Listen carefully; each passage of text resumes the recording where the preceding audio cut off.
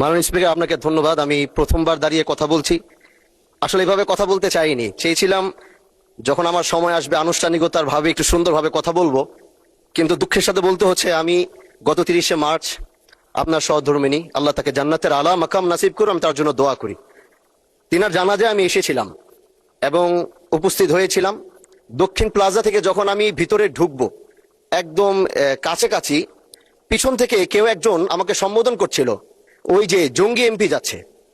তো এই বিষয়টা আসলে এইভাবে আসতো না। তো একটু পর থেকে সোশ্যাল মিডিয়াতে দেখলাম যে এই বিষয়ে খুব লেখালেখি এবং এই ভিডিওটা নিয়ে খুব আলোচনা চলছে, যেটি জাতীয় সংসদের একজন রানিং এমপিকে সংসদের কাছে যখন জঙ্গি বলে সম্বোধন করা হয়, আর এটার জন্য এই সংসদের মান ক্ষুণ্ণ হয়েছে আমি মনে করছি।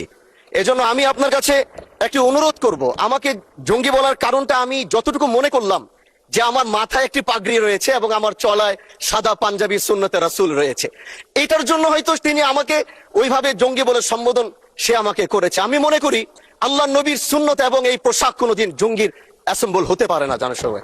এই জন্য আমি আপনার কাছে একটি অনুরোধ করতে চাই, মাননীয় স্পিকার, আপনি সিসি ফুটেজ যেটি রয়েছে, আপনি যদি মাননীয় স্বরাষ্ট্র মন্ত্রী এবং সংসদের সার্জেন্ট অ্যাট আর্মসকে যদি আপনি একটু অনুরোধ করবেন বা তাদেরকে একটু নির্দেশ দিবেন যে কারা এই কাজটি করেছে।